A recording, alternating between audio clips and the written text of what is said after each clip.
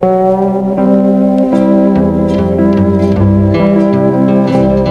tahun 1957, di Hollandia, kini Jayapura, terdapat sebuah sekolah kepolisian, tempat para pemuda dididik dan dilatih secara serius.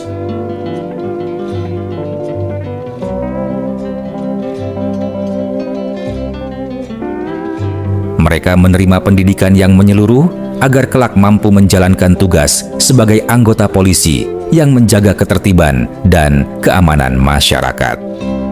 Selain pelajaran teori dan praktik kepolisian, para siswa juga mendapatkan latihan fisik dan olahraga untuk membentuk ketahanan serta kesiapan mereka menghadapi berbagai kondisi khusus yang akan ditemui dalam tugas di wilayah Papua. Di jalan-jalan Hollandia, para petugas lalu lintas bekerja dengan penuh perhatian dan tanggung jawab. Mereka mengatur kendaraan serta menjaga kelancaran arus lalu lintas. Menariknya, pada masa itu, volume lalu lintas di Hollandia disebut lebih padat dibandingkan di Belanda. Namun, tugas seorang polisi tidak hanya sebatas mengatur lalu lintas. Mereka juga harus menghadapi berbagai persoalan sosial yang khas. Cepat atau lambat, setiap polisi akan berhadapan dengan kasus-kasus yang muncul di lingkungan masyarakat, termasuk perselisihan pribadi yang tidak jarang diselesaikan dengan cara-cara keras dan berujung pada tindak kekerasan. Karena itulah, para calon polisi dipersiapkan untuk menghadapi berbagai tantangan yang unik dan kompleks di wilayah tersebut. Sejak tahun 1957, pemerintah kolonial Belanda mulai memperketat sistem keamanan di Hollandia seiring meningkatnya ketegangan politik dengan Indonesia mengenai status wilayah tersebut. Salah satu langkah yang ditempuh adalah memperkuat jajaran kepolisian, politi, melalui perekrutan dan pelatihan intensif bagi warga asli Papua. Dalam program ini, para calon polisi Papua dibekali berbagai keterampilan dasar, mulai dari kedisiplinan, pemahaman hukum, latihan kesamaptaan fisik, hingga kemahiran menggunakan senjata api laras panjang. Pelatihan tersebut dirancang untuk membentuk aparat keamanan yang profesional dan mampu menjalankan tugas kepolisian di berbagai wilayah Papua. Bagi pemerintah Belanda, keberadaan personel lokal memiliki peran penting. Selain untuk mengatasi kekurangan tenaga operasional, mereka juga dipersiapkan sebagai aparat yang loyal kepada pemerintahan kolonial dan mampu menghadapi potensi infiltrasi maupun gangguan keamanan di lapangan. Sebagian besar pendidikan dan latihan ini dipusatkan di Hollandia yang kini dikenal sebagai Jayapura. Dari kota inilah, para anggota kepolisian pribumi Papua dididik sebelum ditempatkan di berbagai daerah di seluruh wilayah Hollandia seperti Sorong dan Manokwari. Pelatihan kepolisian pada tahun 1957 menjadi salah satu tahap awal modernisasi aparat keamanan lokal di bawah administrasi Belanda. Pengalaman dan sistem pelatihan tersebut kemudian menjadi landasan bagi pembentukan Satuan Militer Resmi Papua, Vrijwilligerskorps (PVK) pada tahun 1961 yang menandai semakin besarnya peran orang asli Papua dalam struktur pertahanan wilayah pada masa pemerintahan Belanda.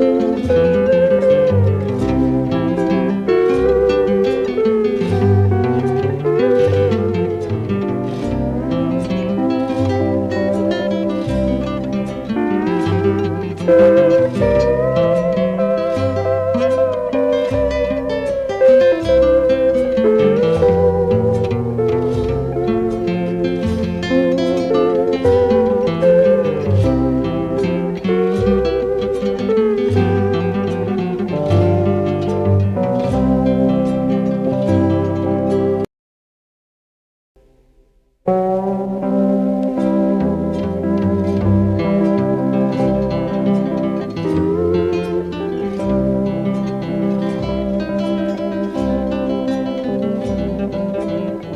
di tahun yang sama, tahun 1957, di Hollandia, kini Jayapura, pemerintah Belanda juga mendirikan sebuah sekolah pertanian yang bertujuan menanamkan pemahaman baru kepada penduduk Papua mengenai pentingnya pengelolaan sumber daya alam dan pembangunan ekonomi modern. Sebagaimana berbagai program yang dijalankan pemerintah kolonial saat itu untuk mengembangkan masyarakat setempat, pendidikan pertanian dianggap sebagai salah satu sarana utama untuk meningkatkan keterampilan dan produktivitas penduduk. Para pemuda Papua diajarkan cara mengolah tanah dengan metode yang lebih modern dibandingkan teknik tradisional yang selama ini mereka kenal. Di lahan praktik, para siswa belajar menggunakan berbagai peralatan dan mesin pertanian. Mereka tidak hanya diperkenalkan pada teknologi tersebut, tetapi juga dilatih untuk mengoperasikan dan merawatnya secara mandiri. Di kebun-kebun percobaan, mereka mempelajari teknik bercocok tanam, pemeliharaan tanaman, serta berbagai keterampilan praktis yang dibutuhkan dalam dunia pertanian modern. Bagi sebagian besar penduduk asli Papua pada masa itu, pengalaman dalam pertanian yang terorganisasi dan berbasis teknologi masih sangat terbatas. Karena itulah, pendidikan pertanian dianggap memiliki peran penting dalam mendukung perkembangan ekonomi daerah. Selain keterampilan bertani, para siswa juga menerima pelajaran teknis dasar. Mereka diajarkan pengetahuan sederhana mengenai mesin dan peralatan yang kelak akan mereka gunakan dalam pekerjaan sehari-hari. Jumlah peserta didik tidak banyak, hanya sekitar 16 orang yang mengikuti program tersebut. Setelah menyelesaikan pendidikan dasar, mereka memperoleh pelatihan lanjutan yang mencakup ilmu tanaman, ilmu tanah, berhitung, administrasi, serta berbagai pengetahuan yang diperlukan untuk membuka, mengelola, dan melindungi lahan pertanian. Mereka juga mempelajari teknik pengukuran tanah untuk menentukan luas areal yang akan dikelola. Program pendidikan ini dirancang agar setelah 2 tahun belajar, para lulusan dapat menjadi penyuluh dan instruktur bagi masyarakat. Banyak di antara mereka nantinya akan ditempatkan di pos-pos terpencil, tempat mereka bertugas membimbing penduduk setempat dalam bidang pertanian dan pengelolaan sumber daya alam.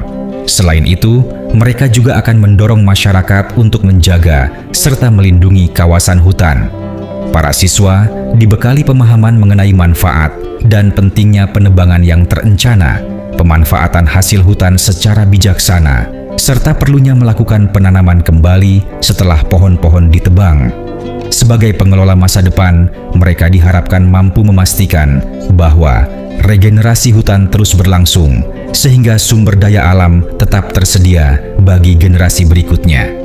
Kelak, para pemuda Papua ini akan memikul tugas yang tidak ringan.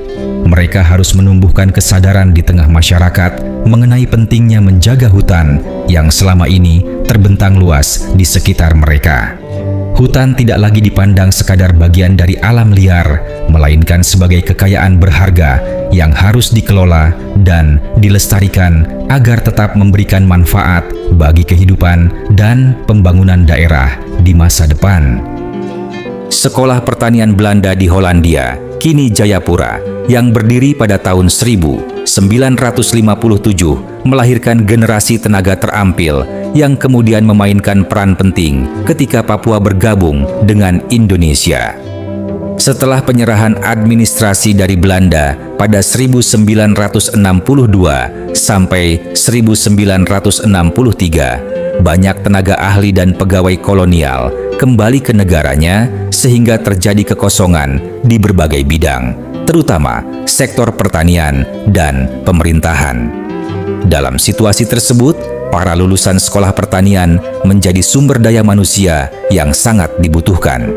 Pemerintah Indonesia segera merekrut banyak di antara mereka sebagai pegawai negeri sipil, penyuluh pertanian, dan tenaga teknis di Jawatan Pertanian. Kehadiran mereka membantu menjaga keberlangsungan pelayanan pemerintah, sekaligus mengisi posisi-posisi yang sebelumnya ditempati oleh pejabat Belanda. Di bidang pertanian, para lulusan ini menjadi pelopor modernisasi pertanian di Papua. Mereka memperkenalkan penggunaan traktor, pupuk, teknik budidaya yang lebih teratur, serta metode pertanian menetap kepada masyarakat di berbagai daerah. Pengetahuan yang mereka miliki turut mendorong peningkatan produktivitas lahan dan memperluas penerapan teknologi pertanian modern. Keahlian mereka juga berperan dalam menjaga ketahanan pangan. Berbagai program pengembangan kawasan pertanian, terutama di wilayah-wilayah potensial seperti Merauke dan sekitar Jayapura, dapat terus berjalan berkat dukungan tenaga lokal yang telah memiliki pendidikan dan pengalaman teknis. Ketika program transmigrasi mulai dikembangkan di Papua, para alumni sekolah ini turut menjadi penghubung antara pemerintah, masyarakat asli Papua, dan para transmigran dari Jawa. Mereka membantu para petani pendatang memahami kondisi tanah, iklim, serta lingkungan sosial setempat, sehingga proses adaptasi berlangsung lebih baik. Lebih jauh lagi, pengalaman dan kompetensi para lulusan tersebut menjadi fondasi awal bagi pengembangan pendidikan vokasi pertanian di Papua. Keberhasilan mereka memberikan inspirasi bagi pemerintah Indonesia untuk mengembangkan sekolah kejuruan dan lembaga pendidikan pertanian pada masa-masa berikutnya, sebagai upaya mencetak tenaga terampil yang mampu mendukung pembangunan daerah secara berkelanjutan.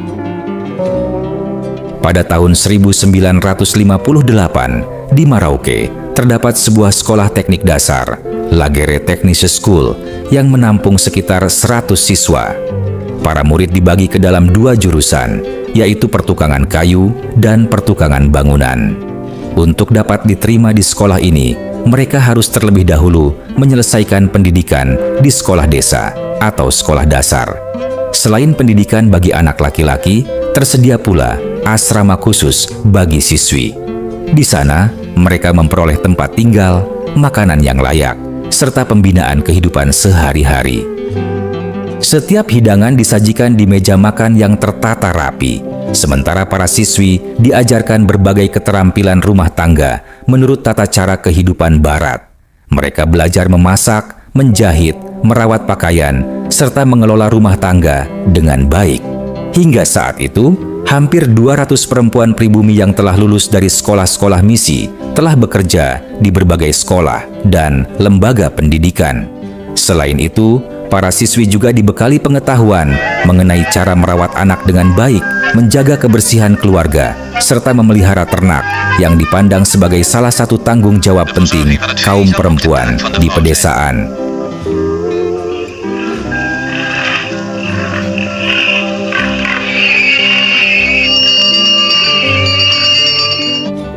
Kegiatan pendidikan tidak hanya berisi pelajaran dan pekerjaan rumah tangga. Pada waktu senggang, para siswi juga mengikuti kegiatan rekreasi dan olahraga.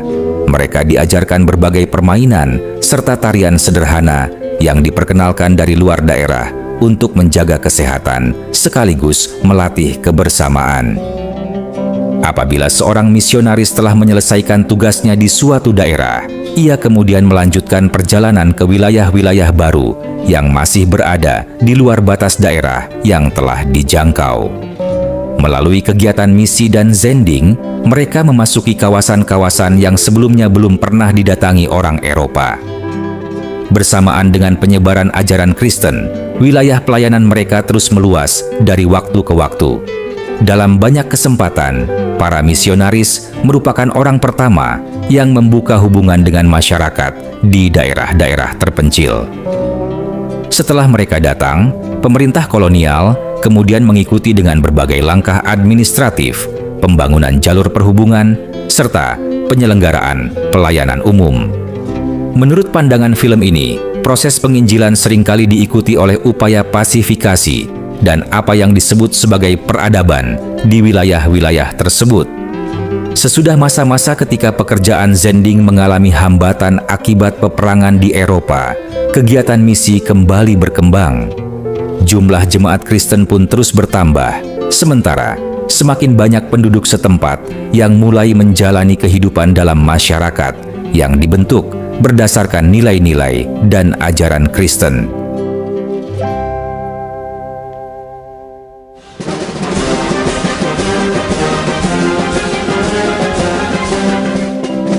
Korps Sukarelawan Papua, Papua Vrijwilligers Korps atau PVK, merupakan satuan militer bentukan pemerintah Belanda yang resmi didirikan pada 21 Februari 1961 di Hollandia yang kini bernama Jayapura.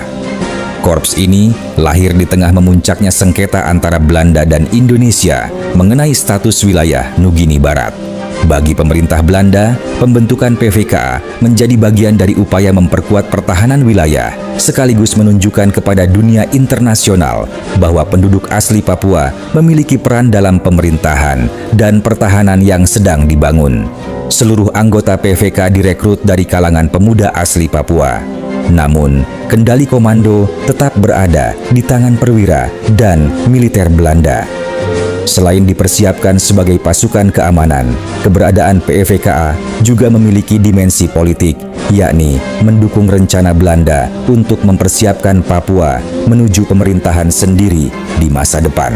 Sebagai satuan infanteri ringan, PVK dibentuk dengan standar militer modern pada zamannya. Para anggotanya menjalani pelatihan intensif di barak-barak militer di bawah bimbingan instruktur Korps Marinir Belanda. Mereka dilatih dalam disiplin kemiliteran, taktik perang hutan, patroli perbatasan, navigasi darat, hingga teknik pengintaian. Setiap pleton dipersenjatai dengan senapan karabin Mauser dan beberapa pucuk senapan otomatis Uzi. Sementara untuk dukungan tembakan disediakan senapan mesin Bren serta senapan mesin berat Browning. Dalam pelaksanaan tugasnya, PVK menggunakan seragam berwarna khaki dengan topi bertepi lebar dan lambang burung cendrawasih sebagai identitas korps. Mereka bertugas menjaga keamanan wilayah, melakukan patroli di daerah perbatasan, serta menghadapi penyusupan pasukan Indonesia yang berlangsung selama Operasi Trikora. Dalam sejumlah operasi, anggota PVK terlibat kontak senjata dengan pasukan infiltrasi Indonesia dan beberapa kali berhasil mendeteksi, menghentikan, serta menangkap pasukan yang menyusup melalui hutan-hutan Papua. Situasi berubah setelah ditandatanganinya Perjanjian New York pada 15 Agustus 1962. Berdasarkan kesepakatan tersebut, Belanda menyerahkan administrasi Papua Barat kepada Otoritas Eksekutif Sementara PBB, UNTA, sebelum wilayah itu kemudian dialihkan kepada Indonesia pada tahun 1963. Seiring berakhirnya pemerintahan Belanda, Korps Sukarelawan Papua resmi dibubarkan. Pembubaran PVK membawa dampak besar bagi para anggotanya. Sebagian memilih menerima perubahan politik dengan bergabung ke dalam Angkatan Darat Indonesia sebagai kelanjutan karier militer mereka. Sebagian lainnya yang tetap setia kepada Belanda atau merasa tidak aman di bawah pemerintahan baru, mengungsi bersama keluarga mereka ke Belanda. Di sisi lain, terdapat pula mantan anggota PVK yang menolak integrasi Papua ke Indonesia. Berbekal pengalaman dan pelatihan militer yang diperoleh selama bertugas, sebagian dari mereka kemudian terlibat dalam gerakan perlawanan bersenjata. Salah satu tokoh yang dikenal adalah Perminas Ferry Awom yang pada tahun 1965 memimpin kelompok gerilya di Manokwari. Gerakan tersebut kemudian menjadi salah satu unsur awal dalam perkembangan organisasi Papua Merdeka yang sejak saat itu menjadi bagian dari dinamika konflik politik dan keamanan di Papua. Namun, pada tahun 1970, Panglima Besar Tentara Nasional West Papua tersebut, Permenas Ferry Awom, dilaporkan menyerahkan diri kepada aparat keamanan di Menyambau, Kabupaten Manokwari. Setelah penyerahan tersebut, ia dibawa ke Jayapura untuk bertemu dengan Panglima Kodam, Pangdam Akub Zainal. Menurut sejumlah kesaksian dan narasi yang berkembang, setelah pertemuan itu, Permenas Ferry Awom diterbangkan kembali menuju Manokwari dengan pesawat Hercules milik TNI Angkatan Udara. Namun, ia tidak pernah tiba di tujuan dan keberadaannya hingga kini tidak diketahui secara pasti. Hilangnya Permenas Ferry Awom memunculkan berbagai dugaan. Salah satu versi yang beredar menyebutkan bahwa ia kemungkinan dibuang dari atas pesawat selama penerbangan. Meski demikian, dugaan tersebut belum pernah dibuktikan secara resmi melalui penyelidikan yang menghasilkan kepastian mengenai nasib akhirnya. Oleh karena itu, hingga saat ini, hilangnya Permenas Ferry Awom masih menjadi salah satu bagian sejarah Papua yang belum memperoleh kejelasan secara definitif.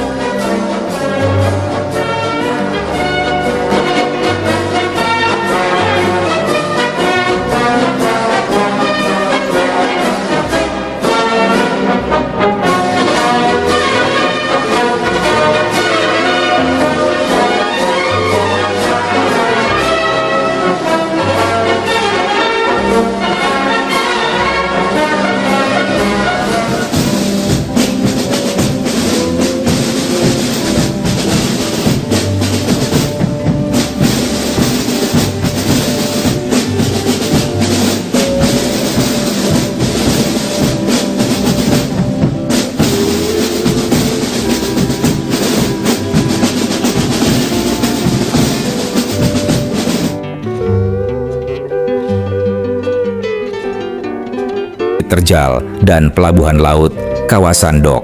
Rekaman ini menyajikan bukti modernisasi tata kota